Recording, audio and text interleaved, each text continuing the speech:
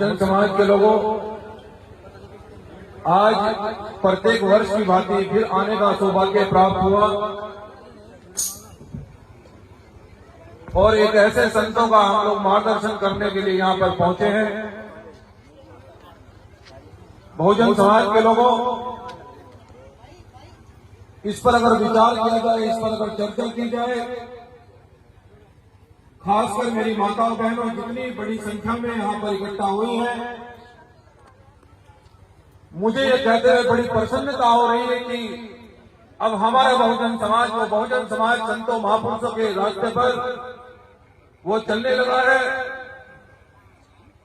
जो अधिकार बाबा साहब डॉक्टर अम्बेडकर ने हमें दिया, उस अधिकार से, उस शिक्षा से प्राप्त करके आज ऐसा देखने में प्रतीत हो रहा है कि आज हमारा बहुजन समाज अपने संतों महापुरुषों का मार्गदर्शन करके सामाजिक, आर्थिक और राजनीतिक परिवर्तन बड़े पैमाने पर करने जा रहा है। माताओं बहनों, बुजुर्गों, नौजवान साथियों,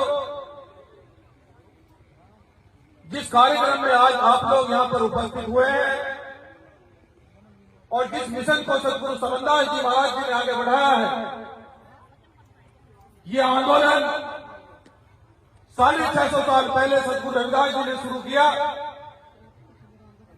क्योंकि जितने भी महान संत हुए हैं, जितने भी बहुजन संत और महापुरुष हुए हैं,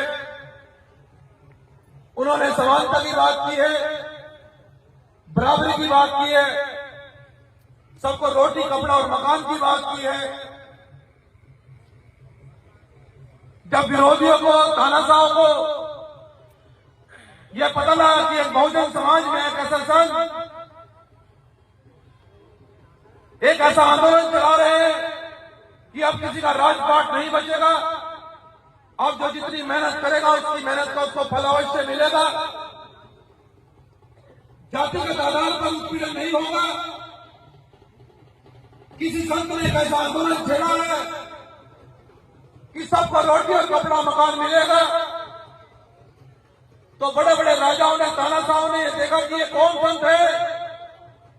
जब पता लगा कि वो भी एक दलित समाज से, जिनको अछूत कहा जाता था, जिनको कोई अधिकार नहीं था, ऐसे समाज से एक ऐसे संत आए जिन्होंने समानता की बात की है, जिन्होंने सबको अधिकार की बात की है, जिन्होंने कहा कि सबको रोटी, कपड़ा और मकान मिलना चाहिए।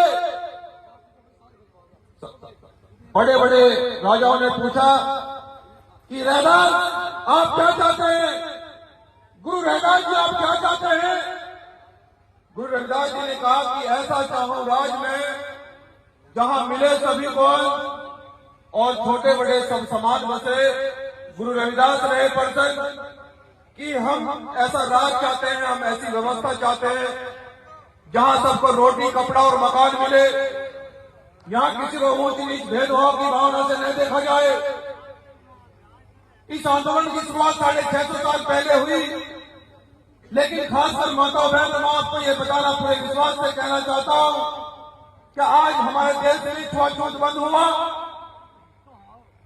और मैं उन भाइयों से भी कहना चाहता हूं जो लोग बड़े बड़े डीजे लेकर भूत प्रेतों के पूजने के लिए जाते हैं, उन भूत प्रेतों की फोटो आज भी अपने घरों में लटकाकर उन्हें मानते हैं और अपने महापुरुषों को भूल गए हैं। यह व्यवस्था इसलिए परिवर्तन नहीं हुई। सदगुरु रविदास जी का सपना आज भी इसलिए देश में पूरा नहीं हुआ कि जो सदगुरु रविदास जी ने जिस आंदोलन की शुरुआत करी उसको बहुजन समाज नहीं समझ पाया, उस आंदोलन को बहुजन समाज इसलिए नहीं समझ पाया। इसलिए आज भी बहनों, आज भी राजस्थान, बिहार जैसे प्रदेश में आज भी हमारी बहनों बेटियों का अपमान होता है। आज भी हमारे लोगों का मुंह रखने पर मार दिया जाता है। क्या यह छुआछूत बंद हुआ? क्या यह समानता समाप्त हुई? वो इसलिए नहीं हुई कि आपने सदगुरु रविदास जी और बाबा साहब डॉक्टर अम्बेडकर, फूले साहब अम्बेडकर का रास्ता छोड़कर आपने ऐसे रास्ते को अपनाया जिससे हमारा कुछ लेना ही देना ही नहीं था। हमने बाबा साहब डॉक्टर अम्बेडकर की दी हुई शिक्षा से, आरक्षण की दी हुई नौकरी से उस पैसे को भूत प्रेतों पर खर्च कर दिया। और जब आप भूत प्रेत को मानोगे तो तुम्हारे घर में भी भूत प्रेत दिखाई देंगे, बहुजन समाज महापुरुष नहीं दिखाई देंगे। कड़वा लेकिन सत्य। मैं क्षमा चाहता हूं संतों से। मैं ये बात इसलिए कह रहा हूं कि हमारा बहुजन समाज को सभी संत मिलकर जो हमारे प्रोग्राम होते हैं, जो हमारे समागम होते हैं, जो गुरु रविदास जी के सत्संग होते हैं, उसमें पूरा बहुजन समाज बढ़ चढ़कर हिस्सा लेता है। वो पेड़ मजदूरी का पैसा बाबा साहब डॉक्टर अम्बेडकर कहते थे कि अगर तुम्हें दान देना है, अगर तुम्हें पैसा खर्च करना है तो जाओ बहुजन संतों महापुरुषों के नाम पर करो, शिक्षा के नाम पर करो, अन्यथा आपका उद्धार नहीं हो सकता है। बहुजन समाज के लोगों, अगर आप अपनी उन्नति चाहते हो, माता बहन अगर आप ये चाहते हो कि समाज में परिवर्तन हो, या मेरी जो बहनें बैठी है आप चाहते हो कि डीएम और कलेक्टर बने, जिस दिन तुम डीएम और कलेक्टर बनोगी, किसी का माई के लाल ने दूध नहीं पिया तो तुम्हारी तरफ आप उठा कर देंगे। मैं आपको पूरे विश्वास के साथ कह रहा हूं।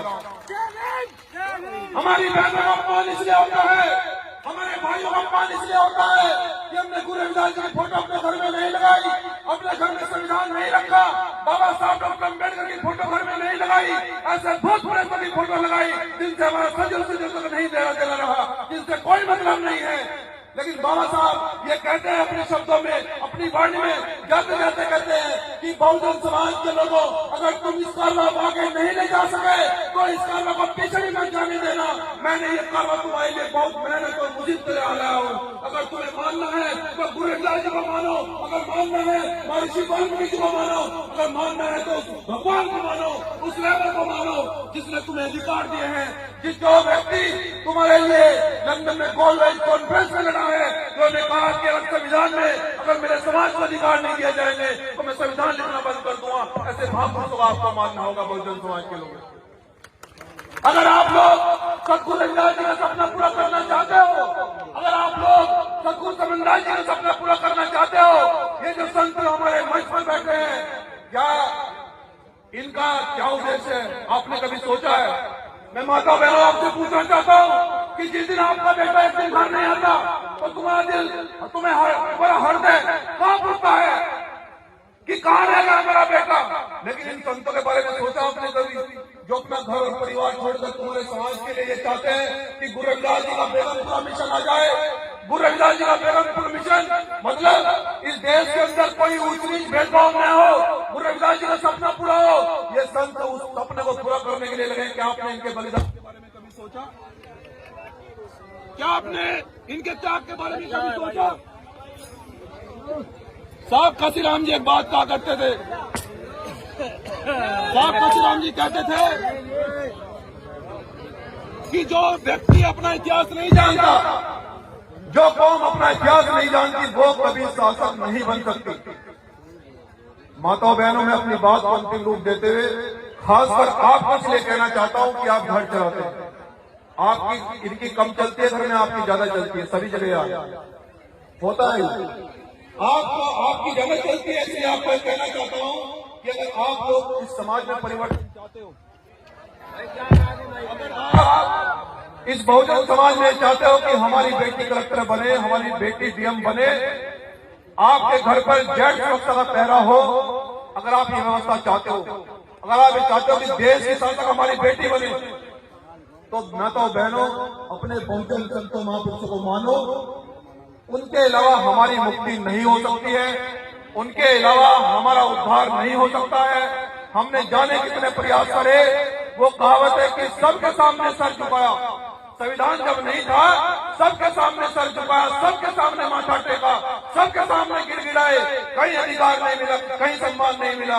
लेकिन जब से संविधान आया है, जब से गुरु रविदास जी को पढ़ा है, तो अगर कहीं खरोच भी आती है तो हमारा बाबा साहब का दिया संविधान इनको साथ लगा के जेल भेज देता है। उस आदमी को आप जानते हो, ये सम्मान इन महापुरुषों ने दिया है, उन मनवादी लोगों ने नहीं दिया है। तो इसलिए मैं ये कहना चाहता हूं कि मुझे पूरा विश्वास है कि आप लोग मनवादी के रास्ते छोड़कर आप इन भूत प्रेतों को मानना बंद करोगे और अपने संतों महापुरुषों का मार्गदर्शन करोगे और आगे बढ़ोगे, निश्चित रूप से आगे बढ़ोगे।